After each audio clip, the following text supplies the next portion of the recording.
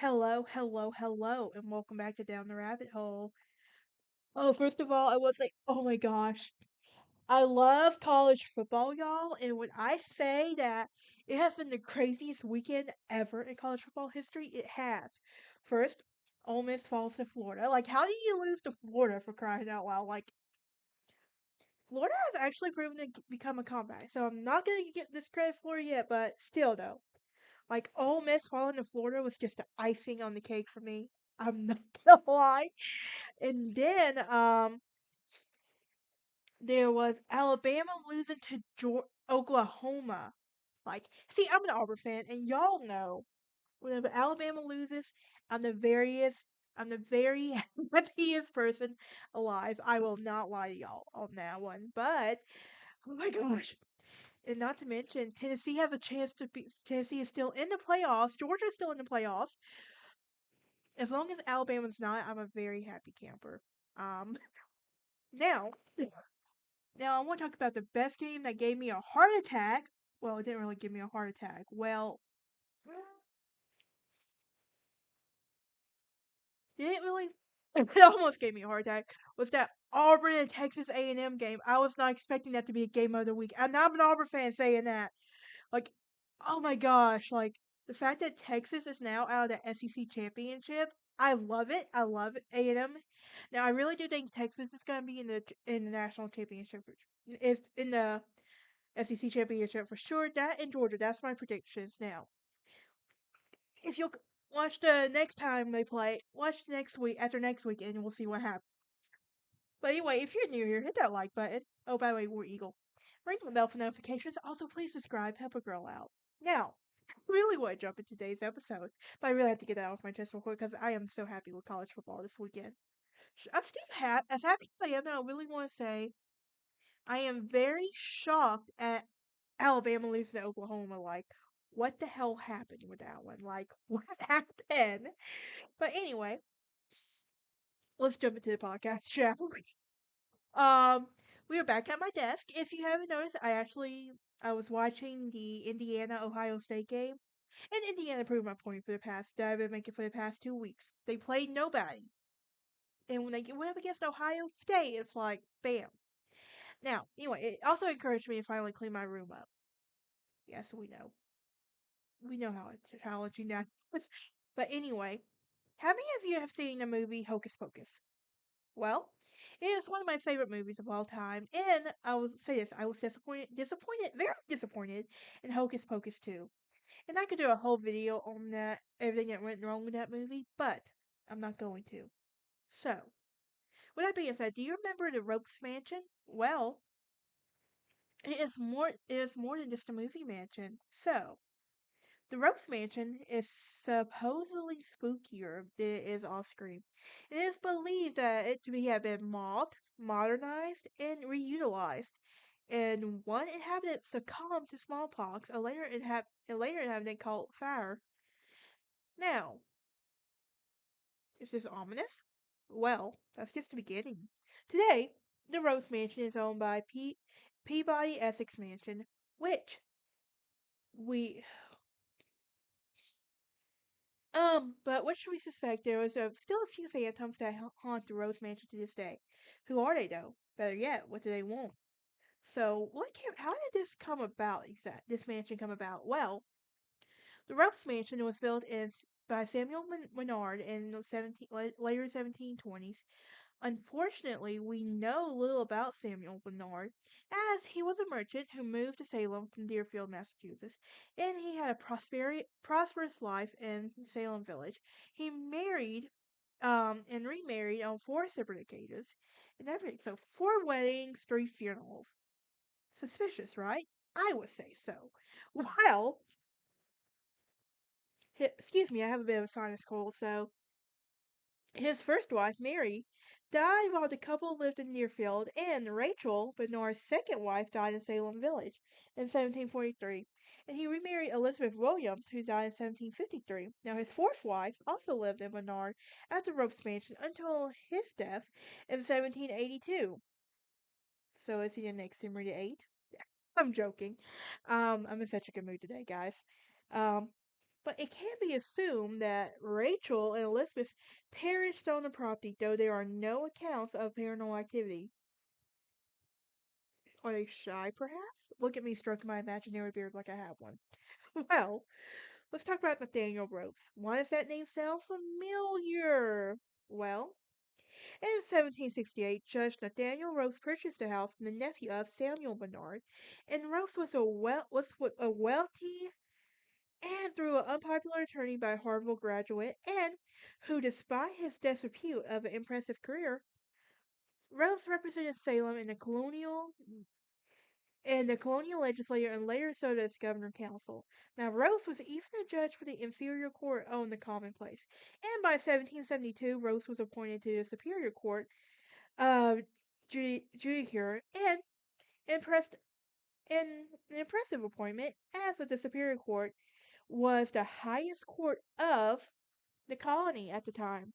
So, what about the colony uprising? Well, of course, because we can't talk about the colony uprising. We can't talk about the colonies without the famous uprising, right? Well, Rose was a loyalist, and we all know you in the at that time there was the patriots and the loyalists. So he honestly he picked his side and he was a loyalist, basically, y'all. And now this had become a more disfavorable of the Salem village after a tax controversy, and judges have been paid by elective representatives of the general court, making them colonial interests. Now, the British therefore proposed that the crown provide the salaries directly. Colonists, infuriated that the crown would further impose themselves upon the colonial life, demanded that the judges reject their royal salary, their royal salaries. Now, indeed, the colonists declared that one of them who shall accept them and depend on the pledge of the crown for his support, independent of the grants and acts of the General Assembly, will discover to the world that he has not a due sense of importance, of an impartial administration of justice, and that he is the enemy of the Constitution and has it in his heart to promote the establishment of the arbitrary of the government of the province, and Ropes agreed to deny the salary, yet he still had his loyalist views. Now, the colonists were infuriated by this. Now, they attacked Ropes' mansion in March 1774, which brings us to a question. How did Nathaniel Ropes die? Well, the mansion was mobbed by colonists who threw mud, stone, and sticks at the windows, and the colonists demanded that Ropes renounce his allegiance to the British crown. And Ropes never had the chance, however. He died that day after, and he was 47. Now, he had smallpox at the time of the attack, and he succumbed to disease following day. Although it is uncertain if the mob caused his death, and the Ropes family felt that the disturbance of the attack hastened his infection. Now, we all know what the smallpox was. This was an epidemic that was going around. So, Ropes later wasn't the only one with smallpox. However, at the time of his death, the village was overcome with the epidemic, and yet public resources were either scarce or overpriced, inciting a Marblehead crowd to set fire to the smallpox hospital. In the anger and an imaginable, though misplaced reaction to the public health crisis, historian Andrew M. Warham detailed the account of the Boston Globe, writing that on the surface, such an attack might have seemed inhuman, or at best ignorant, but the act was just a calculated result of a long simmering anger over the cost of politics in the smallpox inoculations, and one of the largest and most prosperous towns in the colonies. So, why were they against these now? Well, tensions were high, smallpox diagnoses were even higher, and yet the majority of the Salemites, okay, I'm gonna start using that, Salemites, anyway, could not afford these vaccinations, well, or inoculations, whichever way you want to call it. Anyway, those who could afford a vaccine were suspected of infecting Salem Village. Now, Salem voted to cease the inoculations at the hospital, with the Phelps Annals stated that great excitement here on the inoculation of smallpox. Now, the accessibility of the smallpox vaccine had even contributed to the attack on Nathaniel Rose. And if Rose had been inoculated, and as he could afford, but he has spread the infection to those less fortunate. So, is that why the mom may have thought? That's a possibility. We may never know. Now, let's talk about the legend of Abigail Ropes, who went by Nabby. Now, for 60 years, more tragedy came to Rose Mansion, and in 1839, Abigail Rose met her tragic ending.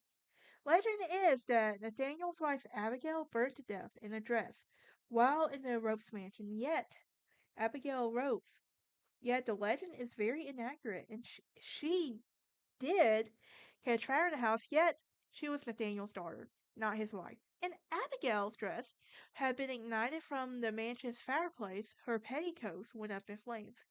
Now, there are portraits of the public buildings in Salem that memorialize her death, establishing that she died unmarried and from burns and received yet carrying coats to another room.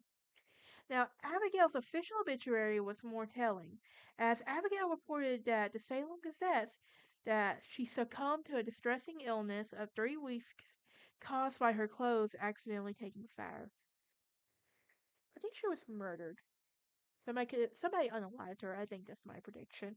But anyway, although it is very uncertain if Abigail did die then or thereafter, Nabby allegedly haunts the Ropes Mansion, and reports of apparitions perpetuate the history of the house, though we'll let you see for yourself one day. Well, the Ropes Mansion. Tragedy struck the Ropes Mansion in August 2009, and the Ropes Mansion did catch fire, and the plaster ceilings were destroyed, and the carpets and the wallpapers. Yet the employees of the Ropes Mansion swiftly responded, saying that the majority of the home's artifacts caused some of them to heat and everything else. Yet that they hadn't been this hadn't been the first time the Rose Mansion was ablaze. In 1891, of the history of the Puritan family in England and America recounted that the home had been set alight. And recently, it has been moved back, and now the residents of Mrs. Rose, who has kept the home externally nearly as if the interior unfortunately was damaged by a fire. So, is this Abigail? Is the Rose Mansion predisposed to fire or phantoms? Well, is it haunted? Well, superstition says that the Rose Mansion unquestionably is haunted. And visitors of the Rose Mansions claim that they can hear the sounds of Abigail's agonizing screams, and some say that they can even see her ghost. And others say that Nathaniel Rose haunts the mansion alongside her. Hmm. Now, do Rachel and Elizabeth Nora revisit the home as well? Do their spirits linger about in this 18th century home? Well, that's a good question. Rick and Georgia Stafford were former caretakers of the mansion and claimed to have seen Nathaniel Rose on film and call him supposedly. Now, the image was taken during an insurance appraisal and reveals the two hands of the man seated on the couch is a ghastly nap of the otherwise unseen specter.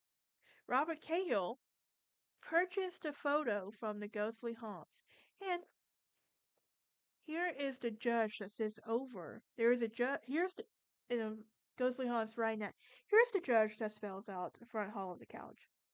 After all, if you are wandering around in this mansion for over 200 years, you want to sit quiet for a while. Now, what about these fires that keep happening? Well, it isn't unusual for spirits to lash out during renovations. In fact, it's almost expected, right? Now, it's no surprise that Abigail may have disagreed with the remodeling of the Ropes Mansion. In 2009, a fire has been attributed to Abigail as an appropriate bite mark from the woman's sense of flames. So, what about the energies? Well, there have been several accounts of the mansion's garden likewise haunted. Visitors have claimed that they feel Abigail's to an icy touch, an unseen spirit, or the whispers of a disembodied voice. So, is this Abigail? Or perhaps a guardian long-time keeper, Andy By? Well, By was employed at the Rhodes Mansion in 1931 and oversaw the garden in 1994. His employments ended upon his death, perhaps by an account of a mysterious trapping of the garden goers. So, what about the Ropes Mansion today? Well, the Ropes Mansion, you might recognize the home's grandeur from Hocus Pocus. The opulence of this 18th century home has been an impressive backdrop for the film's Halloween party. And although the Ropes Mansion has been renovated or even relocated, the exterior of the tomb matches the 1894 reconstruction. The Georgian property was then remodeled by a colonial revival style, and everything, and the most significant, was property's interior. Now, colonial aspects have introduced alongside the modernized appliances. So, the doorway was likewise replaced by a three-dimensional design by Asher Bitterman. And in 1907, the Ropes Mansion was gifted to the trustees of the Ropes Memorial for the public benefit, and who added to the garden to the property in 1912. And although the Ropes Mansion is closed during the winter months, it is open year-round. But oh my gosh, that this place has now been added to my bucket list. And everything. But I will see y'all next time as we talk about Old Sheldon Church, and y'all have a great day. And right now, I'm just on the hype right now. Like I really am. Alabama lost, Auburn wins. I didn't have a heart attack from that game, thank goodness. I thought I was. I prayed so hard for that game. My friend Nora says it's because I wrote Alabama losing is why they lost Oklahoma. I know that's not the case.